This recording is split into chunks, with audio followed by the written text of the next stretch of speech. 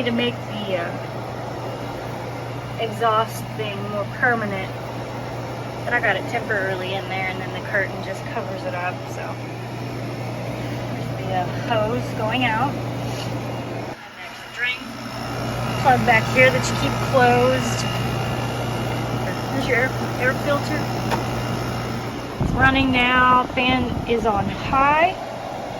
You can switch it to low, medium, high. Here's your temperature. If you want it to go up, it blinks and then you can move it. Let it stop. Now it's set to 68. Here's your power. Turn it off. Turn it on. And then it has a remote. And this is really cold.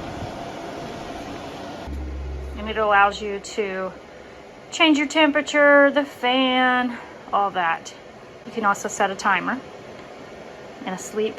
So we have it on high. We can put it on low. See? Put it on medium. I like it on high. And I keep it set at 69. You can turn it on and off too from here.